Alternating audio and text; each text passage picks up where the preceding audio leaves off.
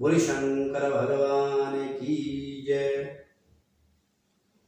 इतनी कथा सुनकर श्री सूत जी शौनक आदि ऋषियों से कहते हैं कि ऋषिगणों, नारद जी जब राजा सगर का वृत्तांत सुन चुके थे सब, और ब्रह्मा जी से इस वरदान के, इस कथा के बारे में जान चुके थे, तब उन्होंने ब्रह्मा जी से इस प्रकार कहा कि हे पिता, जो बाहु के पुत्र सगर विष सहित क्यों उत्पन्न हुए थे, और आप मुझे बताने की कृपा करें।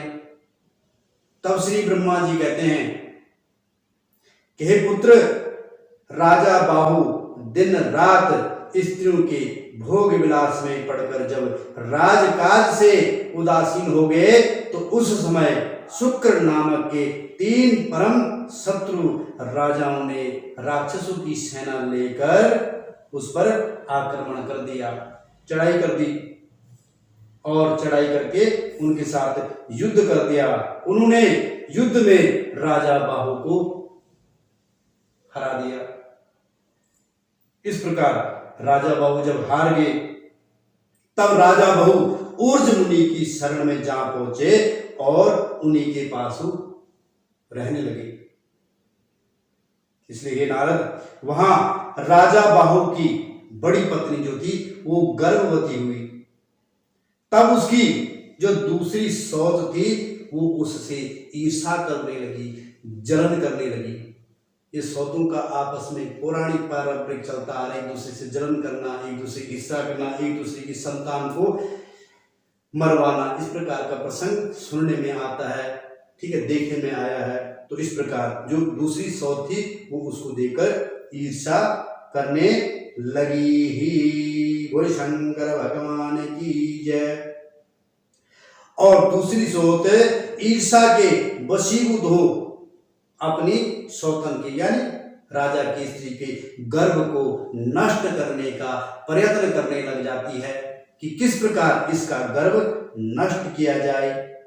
इसी बीच क्या होता है कि राजा बाहु की मृत्यु हो जाती है। अब जो इनकी पत्नी थी, तो पौराणिक एक परंपरा थी, एक प्रथा थी कि जब पति मरता था तो पत्नी को उसके साथ, यानी अपने पति के साथ शिव को जानकर, ऐसा गरुड़ पुराण के प्रसंग में भी आता है, तो उसको सती होना पड़ता था। तो जब राजा बाहु की मृत्यु हुई तो जो पत्नी है वो भी सती होने को तैयार होती है, परंतु ऊर्ज मुनि के आश्रम में रहते थे, और जब गर्भ में बच्चा हो तो तब स्त्री को सती होने की आज्ञा नहीं दी जाती है। पुराणों के अनुसार उसे सती होने का कोई अधिकार नहीं है। यदि वो पहले संतान को उत्पन्न करे तब जाकर सती होती है। इसी प्रकार राजा बाहु के मरने पर जब रानी सती होने की इच्छा करती है तो ऊर्ज मुनि ने उन्हें ऐसा करने से रोक दिया। उन्हें रोका कि आपके गर्भ में जो बालक है, जो बच्चा है, जो बच्चा आपके गर्भावस्था में पल रहा है, आप इसको जन्म दोगे, आप सती नहीं हो सकते हो।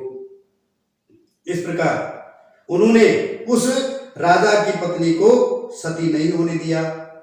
यद्यपि रानी गर्भ को नष्ट करने के लिए जो पहले वाली उसकी सौत है, वो फिर भी उसके गर्भ को नष्ट करने के लिए क्या करती है, षड्यंत्र करती है, उसको विष देती है, विष मिलाकर उसे पिला देती है। परंतु भगवान शंकर उसके गर्भ की रक्षा करते हैं। भगवान सदाशिव की कृपा से तथा मुनि के आशीर्वाद से, कौन मुनि? ऊर्ज मुनि, जिनके आश्रम में रहती थी, ऊर्ज मुनि के आश्रम से उस बालक की मृत्यु नहीं होती है। भगवान शंकर गर्भकाल में उस बालक की रक्षा करते हैं, और जो मुनीश्वर हैं उनके आशीर्वाद से उस बालक की रक्षा होती है। धीरे धीरे समय पाकर शुभ लगन में रानी ने एक तेजस्वी बालक को जन्म दिया। बोले शंकर भगवान की जय। रानी ने बड़े उत्तम शुभ लगन घड़ी में एक बड़े तेजस्वी बालक को जन्म दिया। वह बालक विष सहित उत्पन्न हुआ। अब देखिए, उसे जब विष दिया गया था, उसकी माता को उसने वो विष खाया, उसकी माता ने विष को पिया और गर्भ को नष्ट करने की षड्यंत्र में विष दिया गया।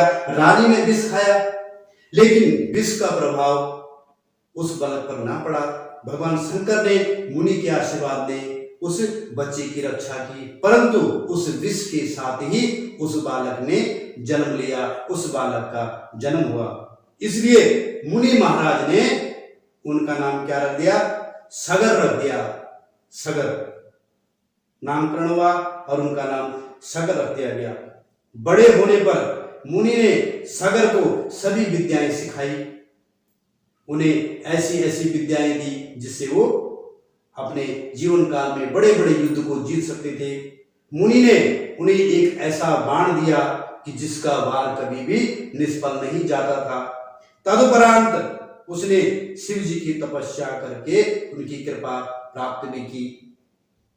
इस प्रकार मुनि का आशीर्वाद, भगवान शंकर का उग्र तप और भगवान शंकर का आशीर्वाद भी उन्होंने प्राप्त कर लिया। इधर जो ब्रह्मदेव अपने पुत्र नारद जी को कथा का श्रवण पान करवा रहे हैं, नारद जी कहते हैं कि सगर ने युद्ध क्षेत्र में अपने सभी शत्रुओं को पराजित कर दिया। तब उसके शत्रु भागकर वशिष्ठ जी की शरण में गए। अब सगर ने उनके प्राण तो नहीं लिए, परंतु सबके स्वरूप को बिगाड़कर उन्हें अनादर करते हुए अपने राज्य से बाहर निकाल दिया। तत्पश्चात राजा सगर ऊर्ज मुनि के आश्रम में अपना गुरु बनाकर अश्वमेध यज्ञ करने लगे। सगर क्या करने लगे? राजा सगर ऊर्ज मुनि को अपना गुरु बनाकर अश्वमेध यज्ञ करने लगे। उस यज्ञ में उन्होंने एक श्याम कहते हैं काला, कर्ण माने कान, काले कान वाले घोड़े को, इसको कहते हैं श्याम कर्ण, घोड़े को दिग्विजय करने के लिए उसे देशाटन के लिए भेज दिया। जब उसे भेज दिया गया तथा अपने 60,000 पुत्रों को भी उस घोड़े के साथ सगर ने भेज दिया। सगर के जो पुत्र थे 60,000 पुत्र थे और उन 60,000 पुत्रों को भी उस अश्वमेध यज्ञ घोड़े के साथ भेज दिया गया। असंख्य सेना सहित घोड़े की रक्षा के लिए सब उसके साथ चल दिए। वह घोड़ा समुद्र के समीप जब आग्नेय कोण में पहुंचा, तब इंद्र ने क्या किया कि छल से उस घोड़े को चुरा लिया और उस घोड़े को जाकर कहा? कपिल मुनि के आश्रम में जाकर बांध दिया और आप वहां से चले गए। जब राजपुत्रों ने देखा कि उनका घोड़ा अदृश्य हो चुका है, तब उन्होंने सारी पृथ्वी पर घोड़े की खोज की, घोड़े की छानबीन की, परंतु उन्हें घोड़ा कहीं नहीं मिलता है। जब घोड़ा नहीं मिला, तब उन्होंने घोड़े की खोज में क्या किया?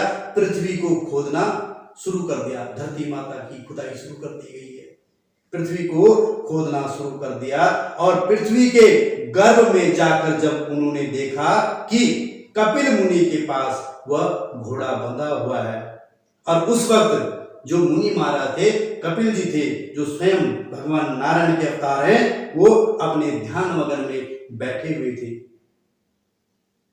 इसलिए ब्रह्म जी कहते हैं कि हे नारद, घोड़े को वहां देखते हुए सब राजपुत्रों ने एक साथ चिल्लाकर 60,000 सगर के 60,000 पुत्रों ने एक साथ चिल्लाना शुरू किया, एक साथ शोर किया और सब क्या कहने लगे कपिल मुनि को कि इस धूर्त को देखो, यह हमारा घोड़ा चुराकर यहां पर तपस्या करने का ढोंग कर रहा है। सगर के 60,000 पुत्रों ने कपिल मुनि को ढोंग का नाम देकर कहा कि इस धूर्त को देखो, ढोंगी बनकर यहां पर तपस्या कर रहा है। और जो उनकी चिल्लाने की आवाज थी, अब ये बताओ कि जब 60,000 एक साथ चिल्लाएंगे तो वातावरण में जो गुंजायमान जो शब्द होगा, जो किलकिला होगा, वो किस प्रकार से होगा? तो उन 60,000 सगर के पुत्रों का जो चिल्लाना सुनकर कपिल मुनि की जो तपस्या थी, जो समाधि में लीन थे, वो भंग हो जाती है और मुनिवर क्रोधित हो जाते हैं। तब जो ही मुनि ने अपनी दृष्टि उन सगर के 60,000 पुत्रों पर डाली, जैसे ही दृष्टि मुनि की पड़ी तो त्यों ही सगर के 60,000 पुत्र भस्म हो जाते हैं और वहां उनकी सिर्फ राख ही राख रह जाती है, जलकर भस्म हो जाते हैं। केवल पंचजन्य नामक का एक बालक था जिसे असमंजस भी कहा जाता है और जो दूसरी रानी के गर्भ से उत्पन्न हुआ था, सिर्फ वो ही जीवित रहा। बाकी 60,000 पुत्र मुनि कपिल के नेत्र दृष्टि से स्थापित होकर जलकर भस्म हो गए। तब असमंजस के पुत्र अंशुमान ने कपिल देव के पास पहुंचकर उनकी बहुत सी प्रार्थना की तथा घोड़े को वापस लेकर अपने पितामह यज्ञ का यज्ञ पूर्ण करवाया। ये असमंजस के पुत्र हैं आयुष्मान। तब इतनी कथा सुनकर नारद जी ने कहा कि हे पिता, आप अंशुमान का वृतांत विस्तार पूर्वक मुझसे कहिए। तब ब्रह्मा जी कहते हैं कि हे पुत्र, असमंजस जो राजा सगर की केशनी नामक जो रानी के गर्भ से उत्पन्न हुआ था, वो अपने पूर्व जन्म में एक योगी था। योग भ्रष्ट हो जाने के कारण ही उसने राजा के घर में जन्म पाया था। बचपन में वह अयोध्या के बालकों को एकत्रित करके सरयू नदी के जल में डुबा डुबा कर मार डालता था और अनेक प्रकार के उपद्रव मचाता था। जब प्रजा उसके अत्याचार से बहुत दुखी हुई तो सगर ने असमंजस को घर से बाहर निकाल दिया। इसलिए हे नारद जी, इस असमंजस का जो पुत्र अंशुमान था, वह अपने पिता महाराज सगर से उत्पन्न जो सगर जी के अत्यंत सेवा किया करता था। अस्तु जब श्याम कर्ण घोड़ा लौट कर नहीं आया, तब राजा सगर के 60,000 पुत्र जो भस्म हो गए थे, तब अंशुमान घोड़े का पता लगाने के लिए घर से निकला और उसने अपने जो चाचाओं ने जमीन को खोदकर जो मार्ग पृथ्वी के अंदर बनाया था, उस मार्ग पर चलना शुरू कर दिया और पृथ्वी के गर्भ में जाकर भीतर से जब कपिल मुनि के समीप जा पहुंचे, तब अंशुमान ने मुनि जी को दंडवत प्रणाम किया और सेवा द्वारा प्रसन्न किया। तब विष्णु जी के अवतार कपिल देव जी ने प्रसन्न होकर उनसे कहा, हे अंशुमान, तुम इस घोड़े को ले जाकर राजा सगर का यज्ञ संपूर्ण करवाओ। तुम्हारे 60,000 चाचा यहाँ जलकर भस्म हो गए हैं। ये गंगा जी के स्पर्श को जब पावेंगे तो तभी ही इनको मुक्ति मिलेगी। तुम गंगा जी को पृथ्वी पर लाने का उपाय करो कि जिससे तुम्हारे पूर्वज जल का स्पर्श कर से मुक्ति को पा सके। तो मुनि की इन वचनों को सुनकर अंशुमान घोड़े को लेकर लौट आया तथा राजा सगर ने अपना यज्ञ भी पूर्ण किया। इस प्रकार 100 अश्वमेध यज्ञ करने के उपरांत राजा सगर अंशुमान को राज्य सिंहासन पर बैठाकर स्वयं तपस्या करने के लिए वन में चले गए और उन्हें वन में जाकर तपस्या प्रारंभ कर दी। बोले शंकर भगवान की जय।